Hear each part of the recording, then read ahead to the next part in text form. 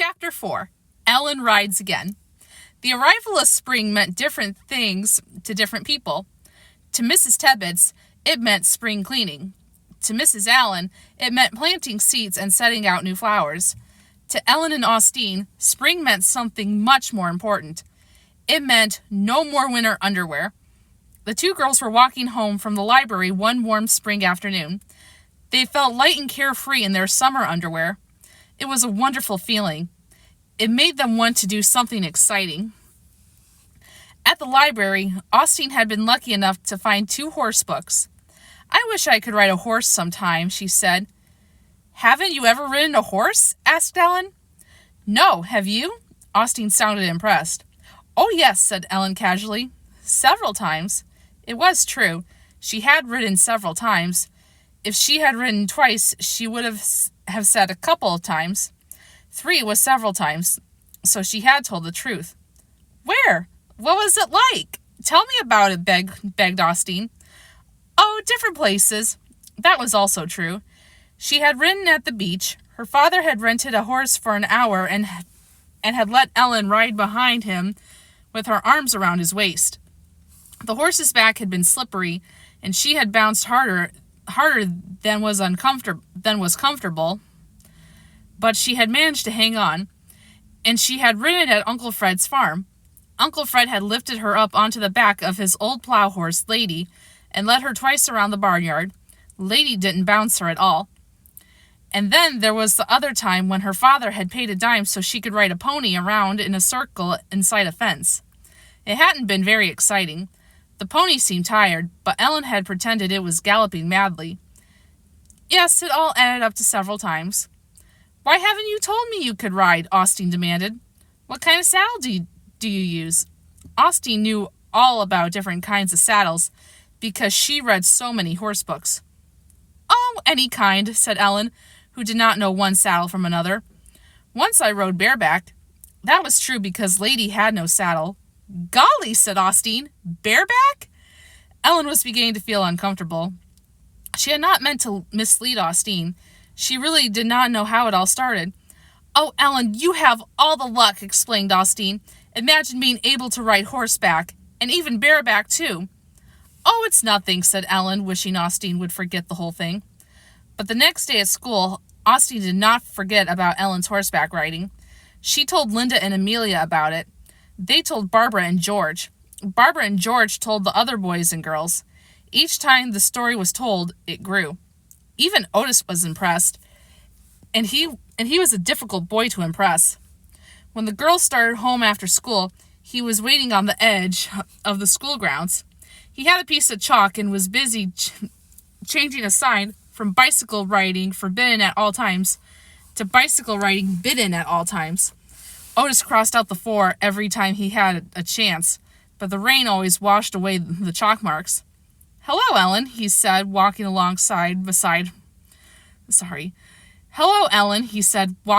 beside her in his cowboy boots.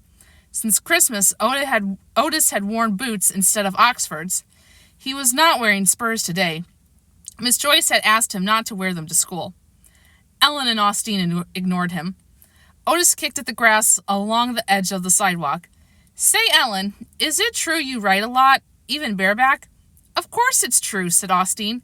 "I wish people would stop talking about it," said Ellen crossly. "What's so wonderful about riding a horse, for goodness sake?" "Gee whiz," said Otis enviously. "Some people have all the luck." The girls continued to ignore him. He followed them for a while, kicking at the grass, and then turned down another street.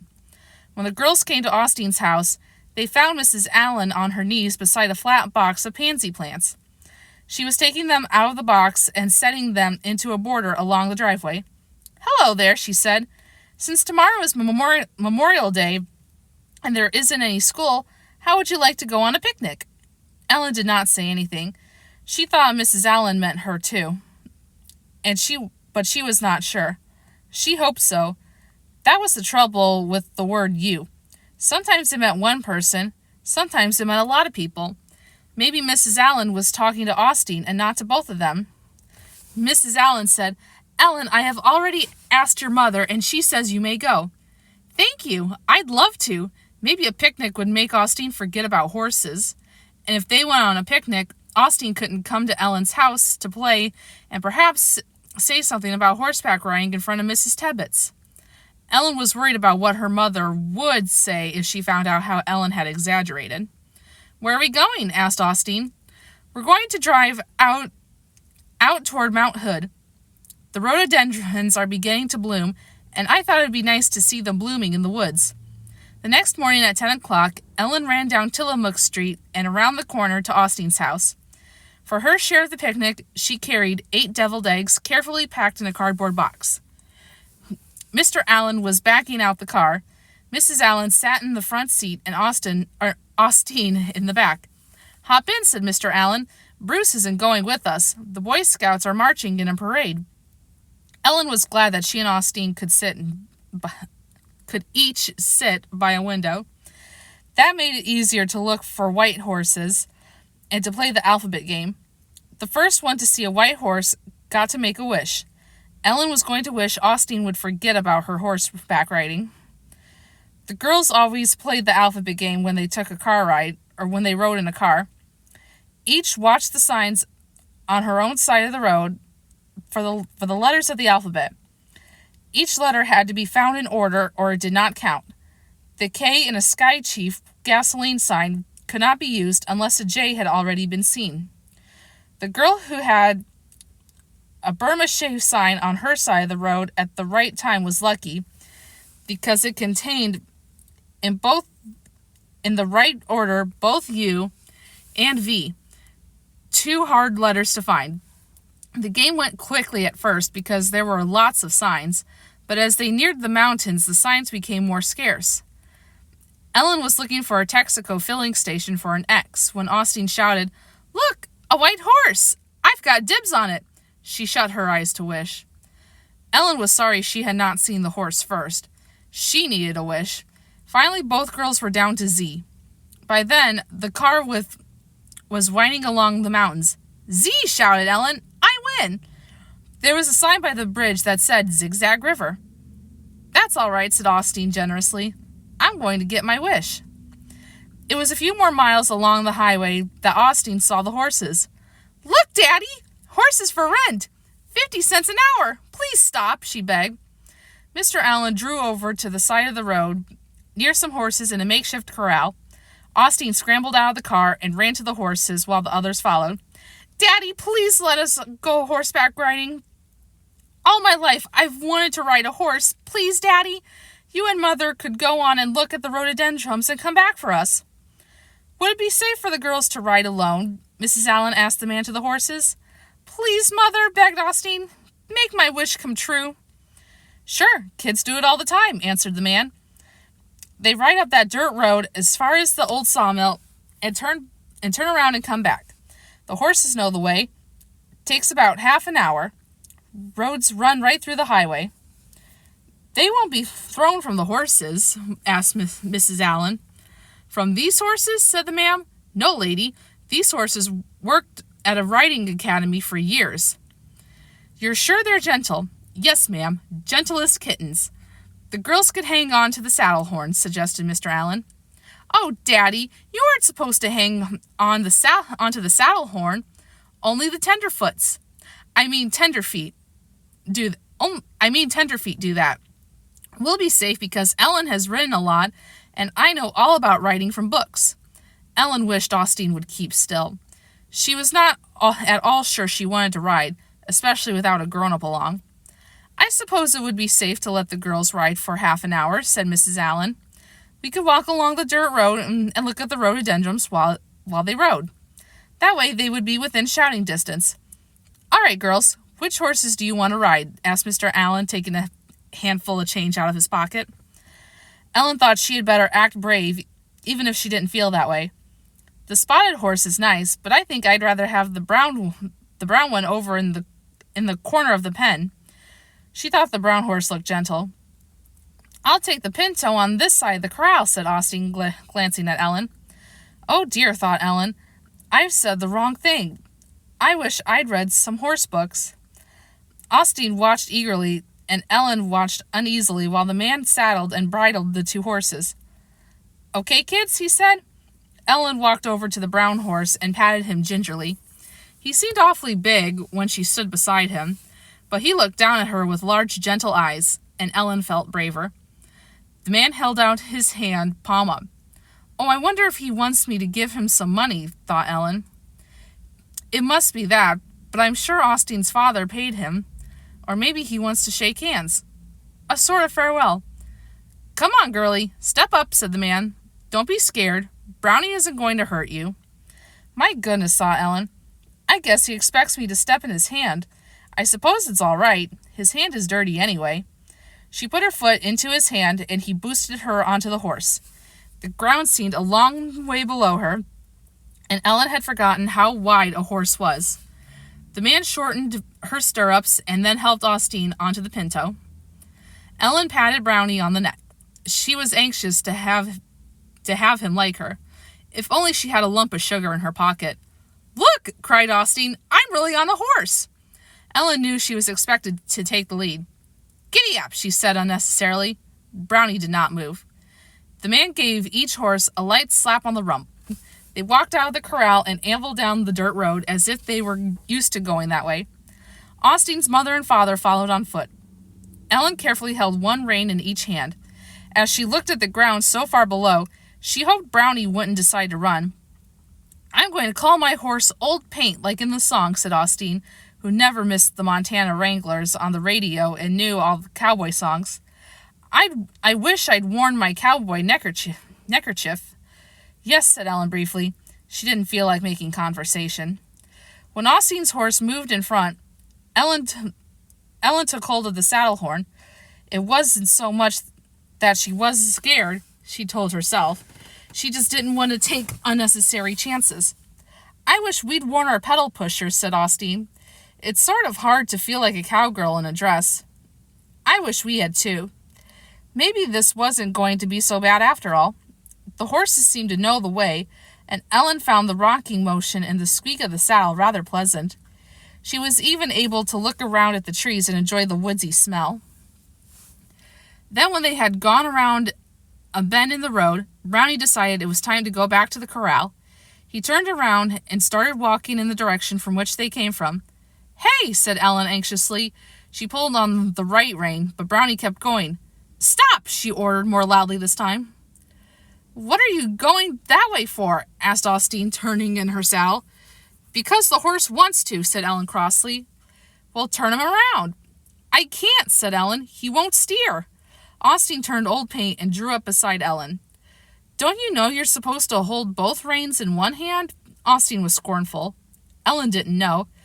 "I just held them this way to try to turn him," she said. She took them in her left hand. They were so long, she wound them around her hand. Austine leaned over and took hold of Brownie's bridle with one hand. "Come on, Old Paint," she said, and turned her horse forward again. Brownie followed. "Thanks," said Ellen. "My, you're brave." "Oh, that's nothing," said Austine modestly. "You don't steer a horse," she added gently. "You guide him." "Oh, I forgot." Ellen wondered how she would ever explain her ignorance to Austine. What would her best friend think when she found out how Ellen misled her? The horses plodded on down the woodsy road. Through the trees, the girls could see the highway and hear cars passing. Austine's mother and father appeared around the bend, and Ellen began to feel brave again. "Let's gallop," suggested Austine. Ellen's legs were beginning to ache.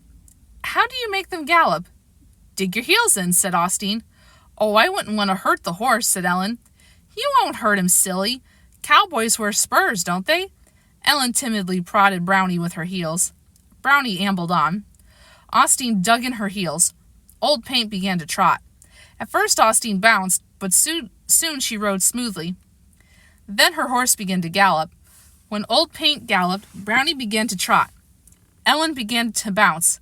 She hung on to the saddle horn as hard as she could.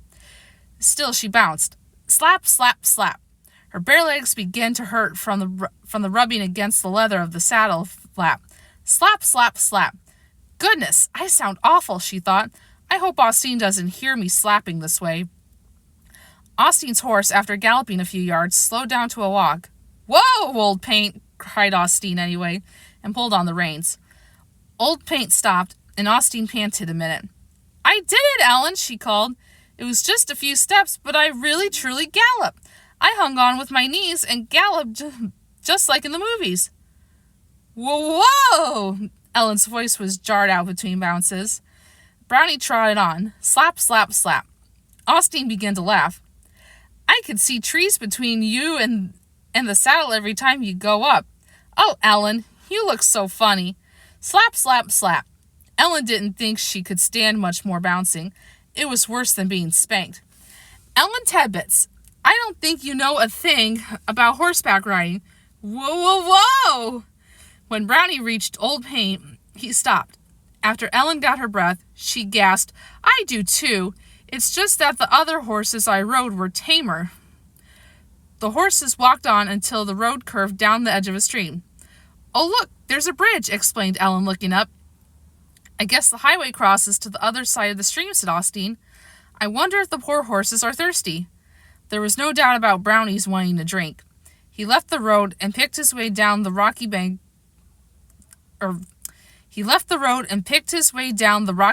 the water. "Poor horsey, you were thirsty," said Ellen, patting his neck. But Brownie did not stop at the edge of the stream. He waded out into it. "Whoa!" yelled Ellen above the rush of the water. "Austine, help!" Brownie waded on. "Austine, what'll I do? He's going swimming." Here, Brownie! Here, Brownie!" called Austine from the bank. Her voice sounded faint across the surging water. When Brownie had picked his way around the boulders to the middle of the stream, he stopped and looked around. "Look, he's in over his knees." Ellen looked down at the swirling water. "Giddy up, Brownie!" "Kick him in the ribs!" yelled Austine from across the stream. "I don't want to hurt him," called Ellen, but she did kick him gently. Brownie did not appear to notice. "Slap him on the behind with the ends of the reins," directed Austine from the bank. Ellen slapped. Brownie turned his head and looked at her reproachfully. By this time, some hikers had stopped on the bridge.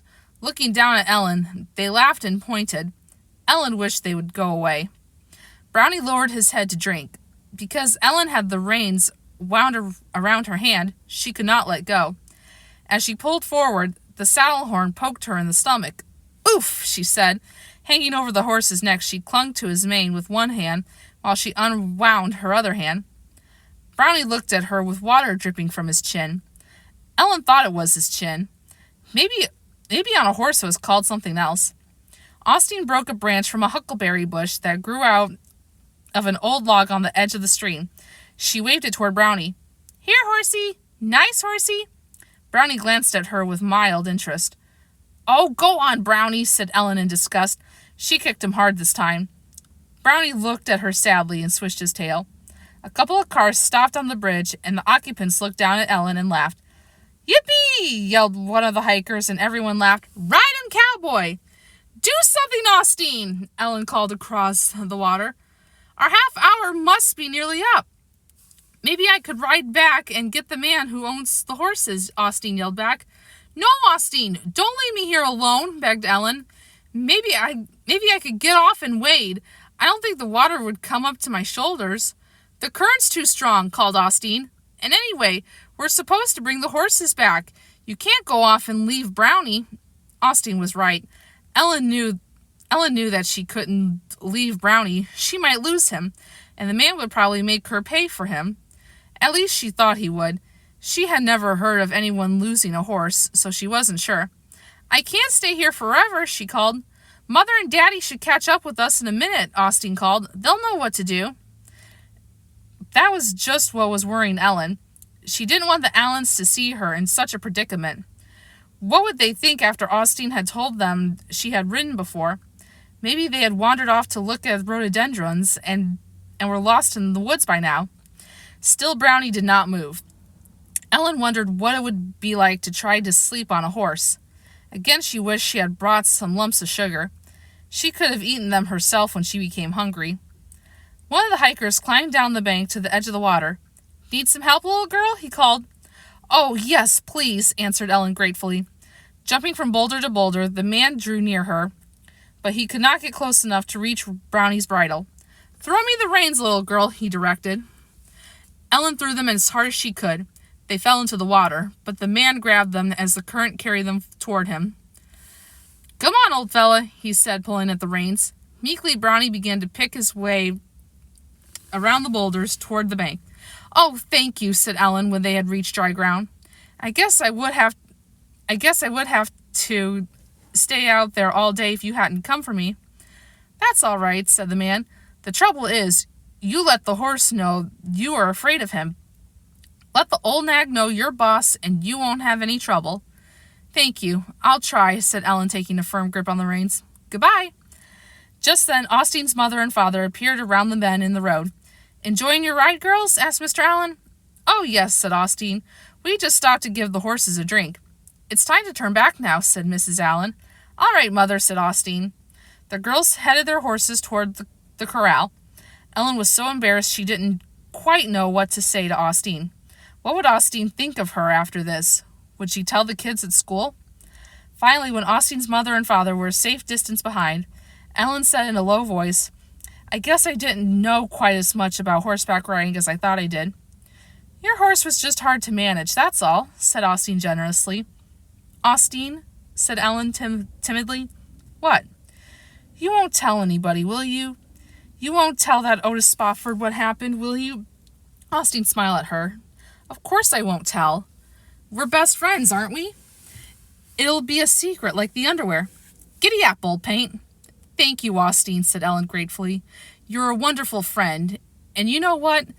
I'm going to look for some horse books the next time we go to the library." The horses, knowing they were headed toward hay, showed more spirit. Ellen held the reins firmly. That Brownie was going to know who was boss. She began to enjoy herself. She pretended she was returning to a ranch after a hard day riding the range. "I didn't know horses had such long hair," she remarked. "It's their winter coat," explained Austine. "They'll shed it this summer." Ellen laughed. "Just like the winter underwear," she said. Well, sounds like they had a good time on the horses. Please join me for Chapter 5.